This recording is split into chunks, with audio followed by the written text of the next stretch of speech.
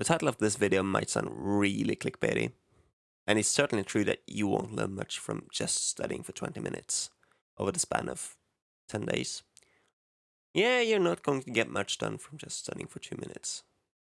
But the benefit is in the fact that you're forcing yourself to sit down with a task. I always find starting a task is the most difficult part. And so if I can trick my brain into thinking that we're actually only going to be studying for 2 minutes, I'm able to force myself to sit down with a task like reading that much more easily. The funny part is that I know I actually enjoy these tasks once I start doing them, which means that I'm very likely not want to stop doing them once I've actually started my work. The next important thing to also make sure of is that you actually have a fair bit amount of time available. Yeah, you've managed to sit yourself down for the first 2 minutes and now you're ready to keep on studying, but that doesn't really matter if you don't actually have time to study. So my trick is therefore to set aside at least 30 minutes for the task. Just make sure that that doesn't mean that you actually end up procrastinating for the first 25 minutes before you get to work.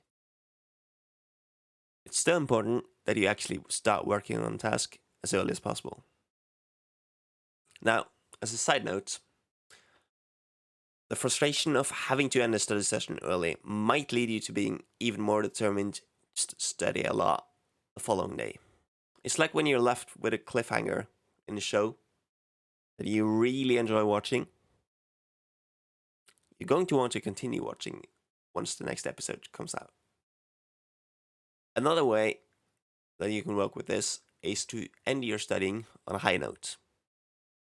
If you're playing together with friends, for instance, that speak your target language a lot, then you can make sure that you save the last part of your study session that day. That means getting everything else done before you start studying.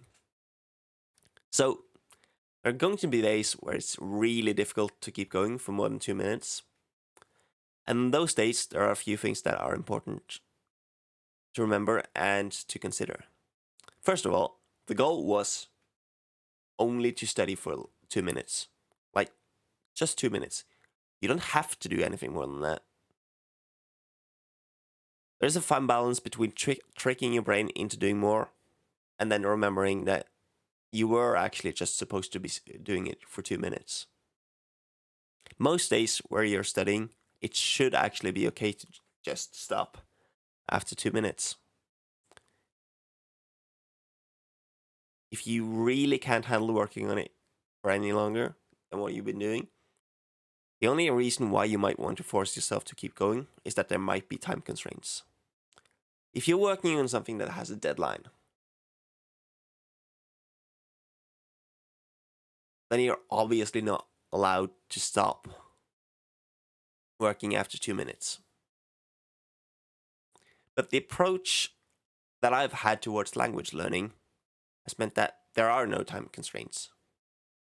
So I'm not studying to be able to deliver a final product, and thus I'm not really in any sort of rush either. Especially if you're learning a language just because you want to learn it, and that should always be the case. If you frequently find yourself not wanting to study for longer than 2 minutes, then there is also another question that you should be asking yourself. That is, are you actually enjoying the way that you're studying? Now, for most of us that have studied a language in school, it might sound super weird to consider the fun factor so important. But you're not actually studying a language in school anymore, are you? No, you're studying it because you want to, and therefore it only makes sense to use methods that you actually find fun to use. Now, if you're interested in how to use your own personal interests to learn a language, I'm actually working on a video on that as well. And I have my own Instagram where I talk a lot about that and how I'm currently learning Portuguese by watching series and reading fantasy books. So the links to both that video once that comes out and the Instagram will be linked below. So one of the hardest things to do is to get rid of a bad habit. We all know how hard it is to change our ways once they are set. Like me, swearing I won't lie down in bed after getting home, yet I keep telling myself that, yeah, I'll only do it for like 5 minutes. Then I start watching a video, which turns into several videos that all last about 20 minutes. Then I fall asleep and ruin my sleep for that night. Well, what if I told you that good habits are just as hard to break? So, the more times you do a simple task of sitting down to work for a couple of minutes, the easier it's going to get. Another thing is the fact that you're building up a streak. If you actually keep count of how many times that you've done the simple task of sitting down for 2 minutes, then it also becomes a matter of keeping up that streak. So most of you know how satisfying it is to have a streak on, for instance, Snapchat, or even on language learning apps like Duolingo. It's why people stick with them for so long.